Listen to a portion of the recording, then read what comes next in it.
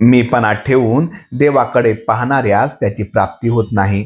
देवाला आपण जाणू म्हणून तो जाणला जाईल का? मला ब्रह्म कळले म्हणून शब्दाने सांगितले तर ब्रह्म कळले असे होत नाही. जो ब्रह्म कळले असे म्हणतो त्याला खरे म्हणजे काहीच कळले नाही असे होते.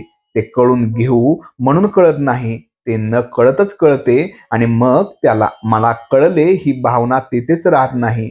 मी ब्रह्माला ओळखीन असे म्हणून जो देवाजवळ गेला त्याला काहीच प्राप्ती होणार नाही. मीपणाने जो देवाला पाहू जातो त्याला देवाची प्राप्ती होत नाही.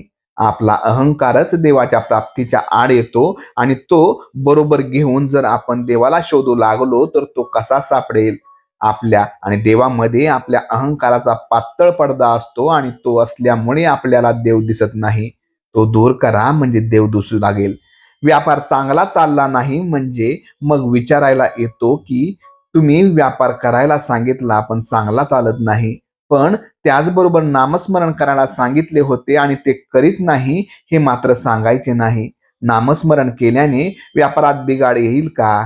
तुम्ही म्हणाल की आमच्या संसारात तुम्ही बिघाड करायला सांगता, परंतु मी बिघाड करायला सांगत नसून माझ्या सांगण्यावरून तुम्ही नामस्मरण केले तर उलट तो चांगलाच होईल. काळजी न करता संसार करा. रामाला जे करायचे ते तुम्ही काही केले तरी करायला तो चुकत नाही. मग काळजी करून तरी काय होणार आहे? जे भोगायचे ते कष्टाने भोगण्यापेक्षा आनंदाने भोगलेले काय वाईट? जे जे आघात होतील ते त्याचे म्हणून त्याच्याकडे पाठवावेत. आपल्याला त्याच्याशी कर्तव्य नाही असे समजत जावे. आपल्याला नवस करायचा असेल तर असा करावा की मला तू ज्या स्थितीत ठेवशील त्या स्थितीत आनंद दे, म्हणजे मला समाधानात राहील, दुसरे काही मागण्याची इच्छा होऊ देऊ नको असे मानावे. म्हणजे आपल्याला त्याचे होऊन राहता येईल. मनुष्याची शांती बिघडायला जगामध्ये दोनच कारणे आहेत. एक म्हणजे आपल्याला हवे ते न येणे आणि दुसरे म्हणजे आपल्याला नको ते येणे. या दोन्हीमध्ये आपल्या हातामध्ये एकही नाही. मग आपण दुःख का करावे? भगवंताच्या नामाची एकदा गोडी लागली ना की सर्व काही साधते. नाम अभिमानाचा नाश करते.